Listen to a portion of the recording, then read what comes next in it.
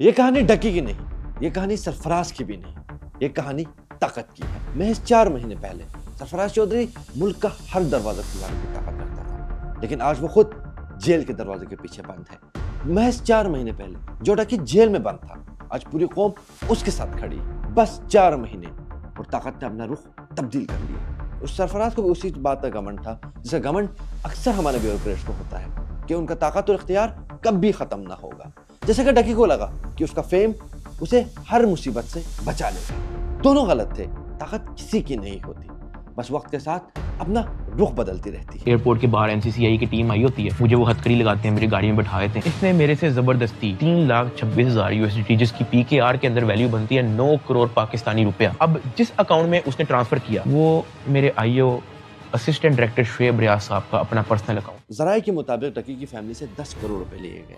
لیکن سوچنے کی بات یہ ہے کہ اگر آپ نے کچھ غلط ہی نہیں کیا تو آپ کو 10 کروڑ روپے دینے کی نوبت کیوں پیش آئی؟ ڈکی کے ساتھ جو ظلم اور زیادتی ہوئی, جس کی جتنی مذمت کی جائے کم ہے, لیکن حقیقت یہ بھی ہے کہ ڈکی نے بائنومو جیسے fake trading platforms promote کیے, اس سے لاکھوں ڈالر کمائے اور لوگوں کا اربوں روپے کا نقصان کروایا. تو بات خلاصہ کچھ یوں ہے, نہ ڈکی انوسنٹ تھا نہ ہی سرفراز چودھری, لیکن ڈکی اب ایک ملزم تھا جس کے ساتھ زیادتی نہیں ہونی چاہیے تھی, اور اس کے ساتھ جب زیادتی ہوئی تو پوری قوم اس کے ساتھ جا کے کھڑی ہو گئی. سب سے بڑی آئرنی یہ ہے کہ جس طاقت سے سرفراز چودھری لوگوں کو دباتا اور کرش کرتا تھا, آج وہ اسی سسٹم کے نرغے پہ ہے. وہی سسٹم جس کی چھتری تلے وہ ڈال بنتا تھا, آج وہی سسٹم اسے کرش کر رہا ہے. اسی لیے انگلش میں کہتے ہیں کہ power abuse is always power return. ہمارے سسٹم میں کوئی مستقل ہیرو یا مستقل ویلن نہیں ہوتا. سسٹم کو جو پسند آ جائے وہ ہیرو, اور جو ناپسندہ ہو وہ ویلن. وہی ڈکی جو 4 مہینے پہلے ایک ٹارگٹ تھا, آج وہ ایک ہیرو ہے. اور وہی سرفراز جو 4 مہینے پہلے ایک ہیرو تھا, آج ایک ٹارگٹ ہے. آج سرفراز ٹارگٹ ہے, کل کوئی اور ہوگا. ہمارا مسئلہ اصل سسٹم کا ہے. پبلک آج ڈکی کے ساتھ اس لیے کھڑی ہے کیونکہ اس کے ساتھ ظلم ہوا ہے. پبلک یہ نہیں دیکھتی کہ ڈکی نے اپنی آڈینس بیچ دی. ہم بھی عجیب سے قوم ہیں, نہ تاریخ پڑھتے ہیں نہ ہی تاریخ سے سبق لیتے ہیں, اور حافظے کے تو ہمارے کیا کہنے, اتنا کمزور ہے کہ سیاستدان ایک ہفتہ بیان دے کر اگلے ہفتے مکر جاتے ہیں. پوری پبلک آج ڈکی کے ساتھ کھڑی ہے کیونکہ انہیں اس پر ہوتا ہوا ظلم نظر آ رہا ہے. لیکن پبلک یہ نہیں دیکھ رہی کہ ڈکی نے پونزی اسکیمز پروموٹ کی, fake trading platforms promote کیے, لوگوں کا لاکھوں کروڑوں ڈالر کا نقصان کرایا. اس نے رسکی انڈورسمنٹس کی محض کمیشن کی خاطر. سرفراز چودھری کے حالیہ 3-4 ماہ میں دیے گئے پوڈ کاسٹ سے قوم کو یہ تو اندازہ ہو گیا کہ نہ ان کے پاس ٹیکنیکل نالج ہے نہ ہی وہ کسی ٹیکنیکل بیک گراؤنڈ سے بلانگ کرتے ہیں. لیکن پورے ملک میں جو ایک سوال اٹھنا چاہیے تھا وہ اٹھا نہیں کہ ایسے لوگ اتنی بڑی پوسٹ پر کر کیا رہے ہیں, کیونکہ ریاست حقیقی, باخبر اور پڑھے لکھے اور مضبوط قانونی دماغ والوں کو اپنے لیے خطرہ سمجھتی ہے. جیسے ہادی علی چٹھا اور ایمان مزاری جیسے لوگ, ریاست انہیں خطرہ سمجھتی ہے, انہیں جھوٹے مقدمات میں عدالتوں میں گھسیٹتی ہے, حالانکہ وہ بلاسفیمی جیسے پورے نیٹ ورک کو بے نقاب کر چکے ہیں.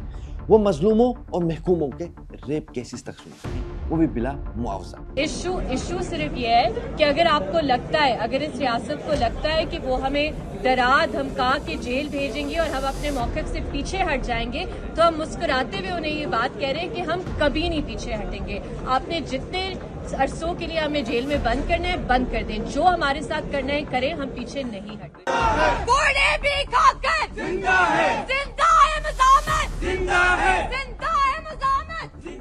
بلاسفیمی کے وہ کیسز جس میں لوگوں کو ہنی ٹریپ کیا جاتا, ان سے گستاخانہ مواد شیئر کروایا جاتا اور پھر انہی کے اسکرین شاٹ انہی کے خلاف استعمال کیے جاتے. ان کیسز میں زیادہ تر میں انویسٹیگیشن آفیسر یہ سرفراز علی چٹھا صاحب جیسے لوگ تھے. وہ بلاسفیمی جیسے گینگ کے لوگوں سے مل کر ان سے بدلہ لے کے خلاف عدالتوں میں بلاسفیمی قوانین کے تحت مقدمات چل رہے ہیں, اور غیر معمولی طور پر ان مقدمات میں گزشتہ 2-2.5 سالوں میں تیزی سے اضافہ ہوا ہے. اور حیران کن طور پر ان کیسز میں اکثر ملزمان کا جرم ایک جیسا ہوتا ہے, اور جس مواد پر انہیں پکڑا جاتا ہے وہ بھی اکثر ایک جیسا ہی ہوتا ہے. احمد نورانی کی رپورٹ کے مطابق بلاسفیمی گینگ کا بزنس اتنا خطرناک اور اتنا پھیلا ہوا ہے کہ وہ وکٹم کو پہلے پرائیویٹلی اٹھاتے ہیں, اور FIA والے اور بلاسفیمی گینگ والے مل کر اس سے پیسوں کا مطالبہ کرتے ہیں. اگر معاملہ سیٹ نہیں ہوتا تو پھر اس کے خلاف پرچہ کرایا جاتا ہے, اور اس کے موبائل سے جو مواد وہ سینڈ کرنا چاہیں سینڈ کرتے ہیں, اور اسے بعد میں بطور ثبوت استعمال کیا جاتا ہے.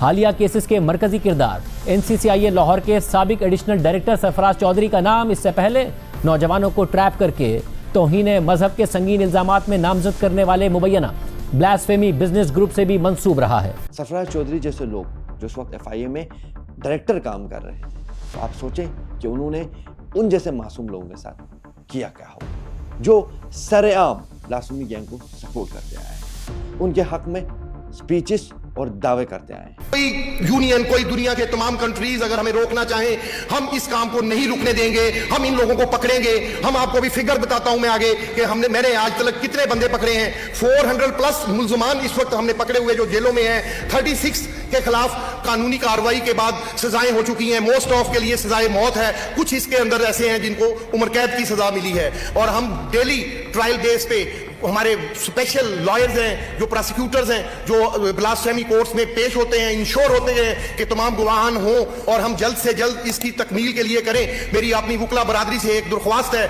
कि जो इन ब्लास्फेमियर्स के वकील बनते हैं वो काइंडली, उनसे मेहरबानी है कि वो एक दफ़ा मेरे ऑफिस आएँ, उनको जाने, खुदारा वो इन ब्लास्फेमियर्स के साथी मत बने और अपने अल्लाह के और उसके रसूल पाक सल्लल्लाहु अलैहि वसल्लम के घर में खुद को इस रुसवा ना करें। अगर तो वो सच्चे हैं तो बेशक केस लड़ें। लेकिन रियासत उन्हीं पर मुकदमात बनवाती है, सरफराज चौधरी और इन जैसे नाहल ब्यूरोक्रेट्स को इस्तेमाल करते हुए। सरफराज चौधरी और उस जैसे लोग वो निज़ाम की असल कठपुतलियां हैं, जिन निज़ाम ताकत देता है और जब ज़रूरत ख़त्म हो जाती है उन्हें कुर्बानी का बकरा बनाकर सिस्टम खुद को बचा लेता है। पाकिस्तान में अक्सर ट्रायल्स एक रस्मी कार्रवाई बन जाते हैं, फैसले पहले हो जाते हैं, केस बाद में बनते हैं, सज़ा पहले तय होती है, अदालती कार्रवाई बाद में शुरू होती है। यही वजह है कि NCCI के अफसरान के खिलाफ इतने संगीन इल्जामात होने के बावजूद सिस्टम ने सालों अपनी आंखें बंद रखी। सिर्फ लाहौर में नहीं, रावलपिंडी में NCCI में एक पूरा करप्शन नेटवर्क पकड़ा गया, जिसमें 13 अफसरान गिरफ्तार हुए और उन्होंने इंकशाफ किया कि वो करोड़ों रुपए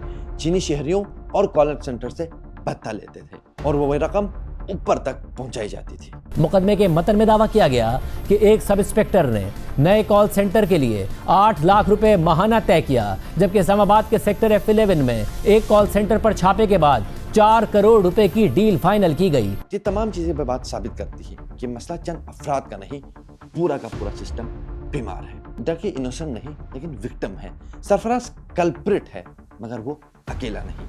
असल मसला इंडिविजुअल्स का है ही नहीं, असल मसला सिस्टम का है। हमारे यहाँ जिसके पास भी पावर आती है वो यही सोचता है कि मैं अकल कुल। हमारे यहाँ इदारे बनाए ही नहीं गए, उनको मजबूत किया ही नहीं गया। तो फिर इंडिविजुअल आते हैं, हीरोइक एक्शंस परफॉर्म करते हैं, अपना फ़ायदा उठाते हैं और उन्हें डम किया जाता है। तो आइए आवाज़ उठाएं सिस्टम के लिए, सिस्टम को ठीक करने के लिए। अपना और अपने प्यारों का बहुत ख्याल रखिए। मिलते हैं आपसे।